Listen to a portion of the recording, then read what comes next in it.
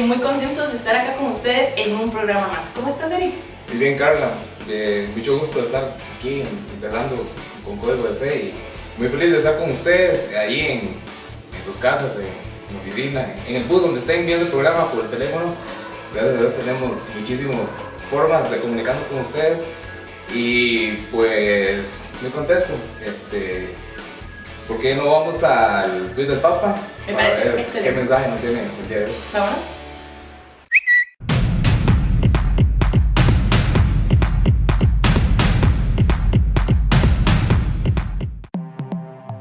La misericordia no es buenismo, ni mero sentimentalismo, es la verificación de la autenticidad de nuestro ser, discípulos de Jesús.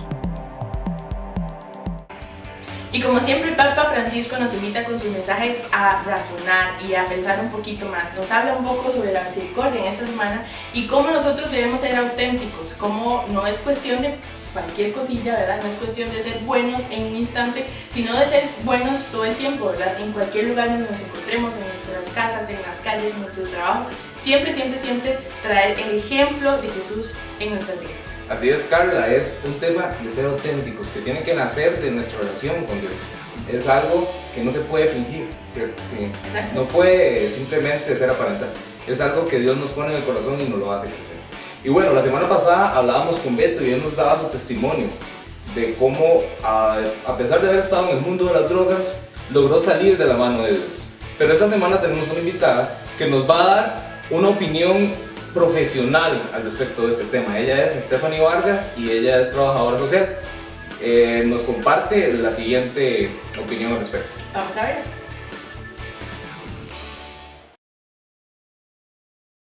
Cuando uno no quiere nada con Dios, ¿verdad? Bueno, ya sabemos quién es el que está detrás, o con Dios o sin Dios, o con Dios o con el enemigo.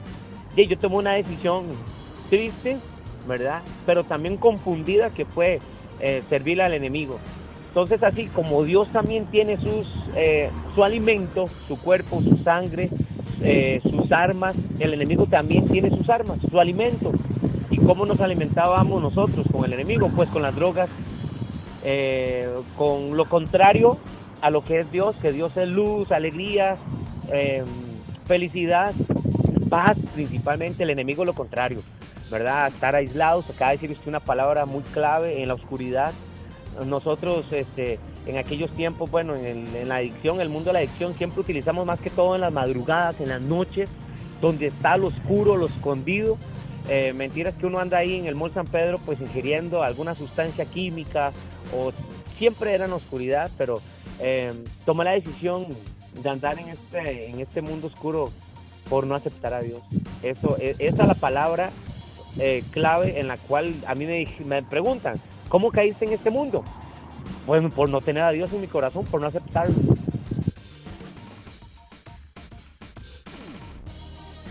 Ay, consecuencias fatales. Consecuencias que por eso es que estoy aquí, detrás delante de las cámaras de Código de Fe para compartir esto.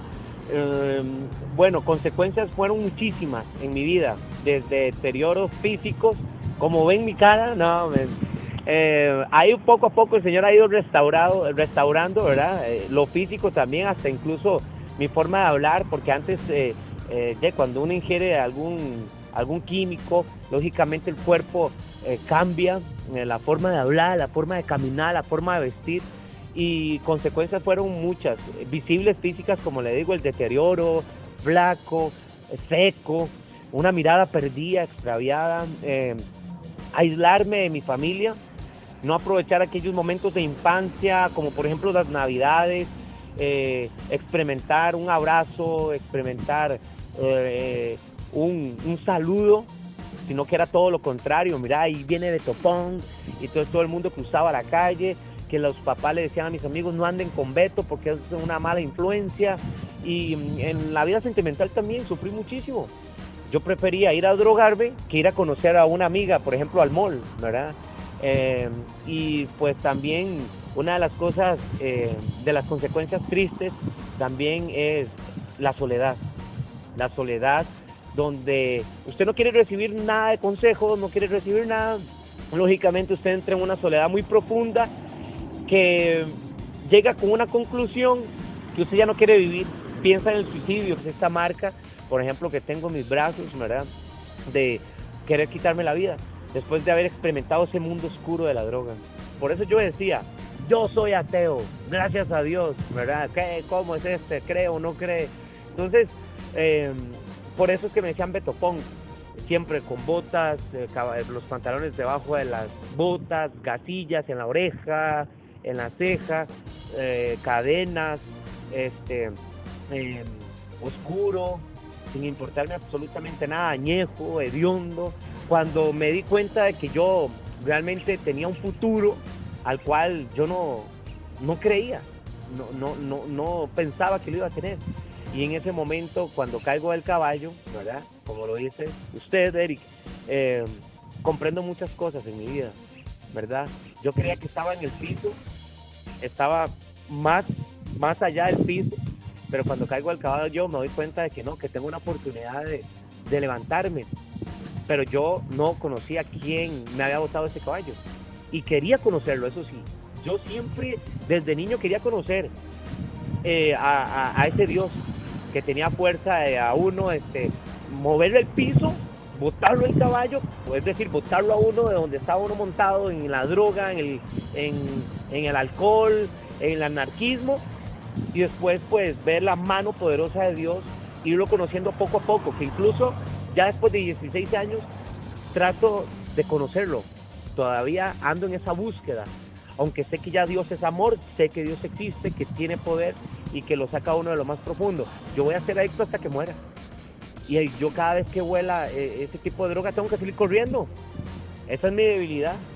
Pero a través de la comunión, repito, de la palabra y de estos programas tan edificantes como Código de Fe, que sacan programas muy interesantes, eso a uno le aumenta la fe y sabe que uno no está solo y que no estamos luchando solos. Y eso es lo que me motiva, y desde ese momento pues puedo decir que no ha sido fácil, después de que me caigo del caballo, pero aquí estamos, ahí vamos poco a poco. Algo muy característico son las mentiras, ¿verdad?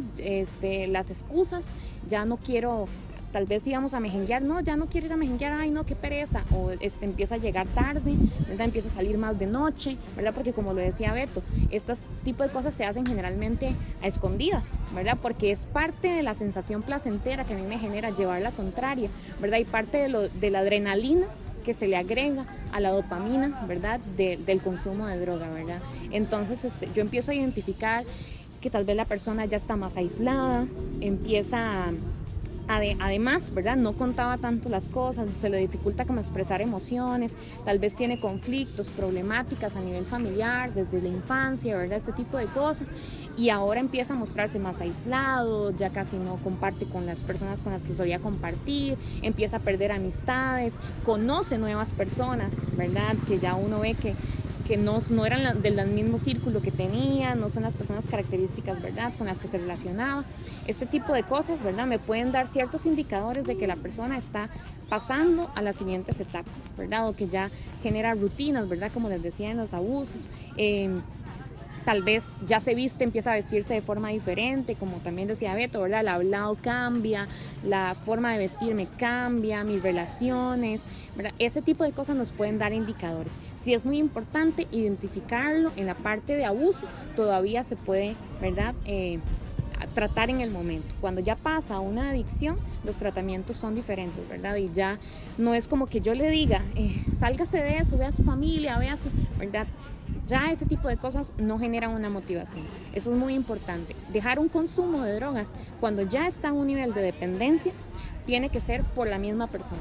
Es una falsedad que la persona diga por mi hija, por mi mamá, por mis hermanos o por otras personas, por cualquier cosa. Eso no existe. ¿Por qué? Porque si yo digo yo voy a dejar de consumir por mi mamá y, ¿verdad?, mi mamá muere, hasta ahí llegó la motivación, ¿verdad? Entonces tiene que ser una motivación totalmente interna, ¿verdad? Y sí es muy importante saber que, bueno, como decía Beto, ¿verdad?, esto con la ayuda de Dios, ¿verdad?, es fundamental, ¿verdad? Tener esa ayuda espiritual y motivacional de parte de Dios, sí. Pero sí es importante conocer que la adicción es una enfermedad crónica, ¿verdad? Entonces, yo si genera una adicción, esa enfermedad va a ser para toda la vida. ¿Y por qué es importante ser consciente de esto? Porque puede ser que hayan pasado 20 años y yo diga, ya yo dejé de consumir durante 20 años. Entonces voy a poder probar una cerveza y no me va a pasar nada si yo generé adicción al alcohol, por ejemplo. Y si yo hice eso, hasta ahí llegué y voy a tener una recaída, porque mi cerebro ya se va a ver acostumbrado a esa adicción. ¿Verdad? Entonces eso sí es muy importante tenerlo en cuenta. Ok, y finalmente, muy breve, ¿cómo poder ayudar a un amigo?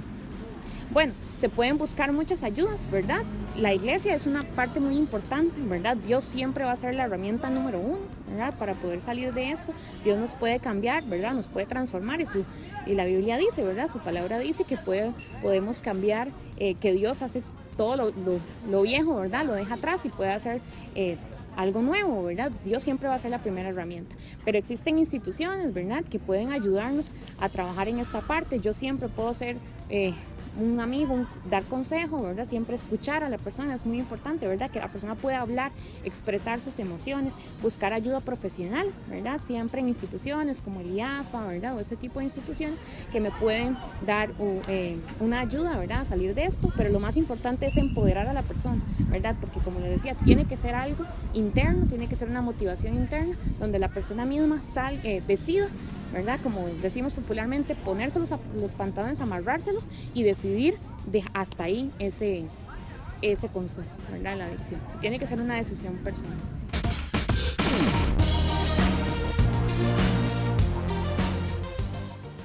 Y bueno, qué importante eso que nos decía Stephanie, ¿verdad?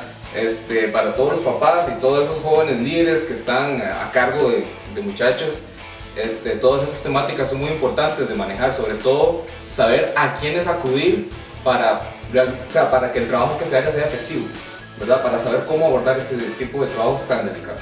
Así es, Eric, y es que no es un tema así como muy fácil de hablar, así que definitivamente en el momento en que vemos cualquier sospecha tenemos que actuar. Y bueno, recordarles nuevamente que pueden accesar a nuestro contacto a través de todas las redes sociales. Lo pueden hacer a través de Facebook, Twitter, Snapchat, a través de nuestro correo electrónico. Nosotros podemos estar en su comunidad, así que estamos a un link de cercanía. Y bueno, muchísimas gracias a todos ustedes por siempre estar con nosotros en un programa más de Código de Fe. Chao. Chao.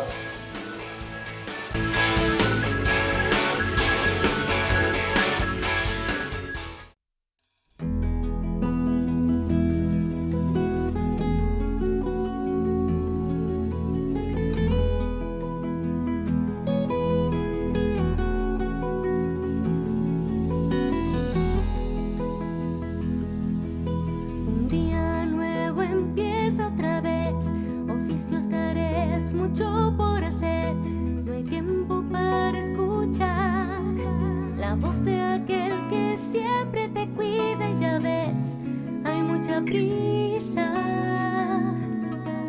La urgencia no te permite ver que Él está presente en todo a la vez. Tu vida depende de Él, mas la puntual rutina